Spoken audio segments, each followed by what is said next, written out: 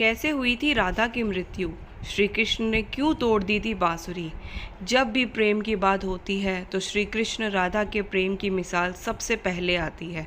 राधा श्री कृष्ण के प्रेम को जीवात्मा और परमात्मा का मिलन कहा जाता है। राधा श्री कृष्ण का बचपन का प्यार थी।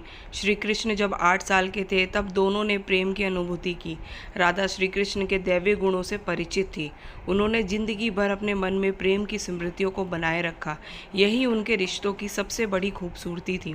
कहा जाता है कि श्री कृष्ण को केवल 2 ही चीज़ें सबसे ज़्यादा प्रिय थी। ये दोनों चीज़ें भी आपस में एक दूसरे से गहराई से जुड़ी हुई थी, बांसुरी और राधा। कृष्ण की बांसुरी की धुन ही थी जिससे राधा श्री कृष्ण की तरफ खींची चली गई। राधा की वजह से श्री कृष्ण बांसुरी को हमेशा अपने पास ही रखते थे। भले ही श्री कृष्ण और राधा का मिलन नहीं हो सका, लेकिन उनकी बांसुरी उन्हें हमेशा एक सूत्र में बांधे रही। भगवान श्री कृष्ण से राधा पहली बार तब अलग हुई जब मामा कंस ने बलराम और कृष्ण को आमंत्रित किया। वृंदावन के लोग ये खबर सुनकर दुखी हो गए।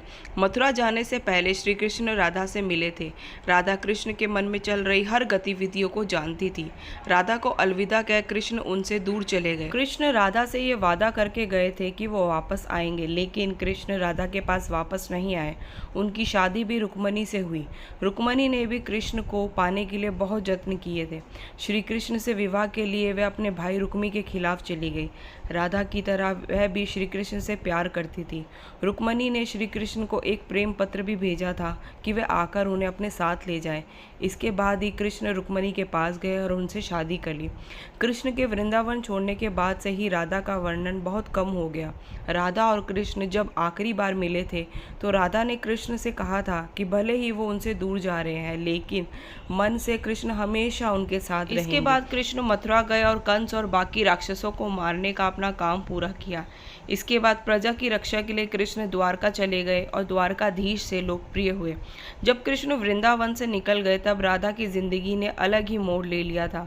राधा की शादी एक यादव से हो गई। राधा ने अपने दाम्पत्य जीवन की सारी रस्में निभाई और बूढ़ी हुई, लेकिन उनका मन तब भी कृष्ण के लिए समर्पित था। राधा ने पत्नी के तौर पर अपने सारे कर्तव्य पूरे किए। दूसरी तरफ श्री कृष्ण ने अपने दैवीय कर्तव्य निभाए। सारे कर्तव्यों से मुक्त होने के बाद राधा आखिरी बार अपने प्रियतम कृष्ण से मिलने गई। जब वह द्वारका पहुंची तो उन्होंने कृष्ण के रुक्मणी और सत्यभामा से विवाह के बारे में सुना, लेकिन वह दुखी नहीं हुई।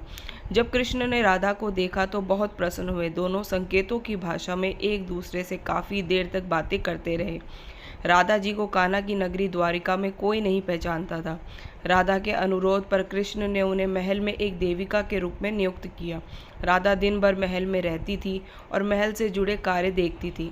मौका मिलते ही वह कृष्ण के दर्शन कर लेती थी, लेकिन महल में राधा ने श्री कृष्ण के साथ पहले की तरह का आध्यात्मिक जुड़ाव महसूस नहीं कर पा रही थी। इसीलिए राधा ने महल से दूर जाना तय किया। उन्होंने सोचा कि वह दूर जाकर दोबारा श्री कृष्ण के साथ गहरा आत्म संबंध स्थापित कर पाएगी।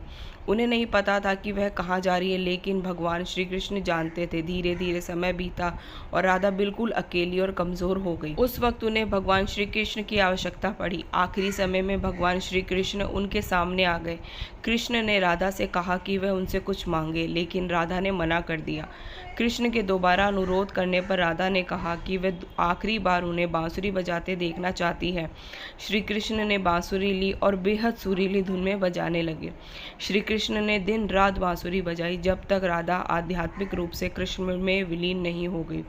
बांसुरी की धुन सुनते सुनते राधा ने अपने शरीर का त्याग कर दिया। हालांकि भगवान श्री कृष्ण जानते थे कि उनका प्रेम अमर है, बावजूद वे राधा की मृत्यु को बर्दाश्त नहीं कर सके। कृष्ण ने प्रेम के प्रतीकात्मक अंत के रूप में बांसुरी तोड़कर झाड़ी में फेंक दी। इसके बाद से श्री कृष्ण ने जीवन भर बांसुरी या अन्य कोई वाद्य यंत्र नहीं बजाया। कहा जाता है कि जब द्वापर युग में नारायण ने श्री कृष्ण का जन्म लिया था, तब माँ लक्ष्मी ने राधा रानी के रूप में जन्म लिया था, ताकि मृत्यु लोक में भी वह उनके साथ ही रहे। दोस्तों, श्री कृष्ण और राधा का मिलन ना हो सका, पर आज भी कलयुग में भी श्री कृष्ण के साथ हमेशा राधा जी ही पूजी जाती है। हमारी प्यारी लाडली कृष्ण के जीवन में एक अलग ही जगह रखती है। आपको ये बातें कैसी लगी मुझे कमेंट बॉक्स में ज़रूर बताइए और मेरे चैनल को सब्सक्राइब ज़रूर कीजिए। राधे राधे।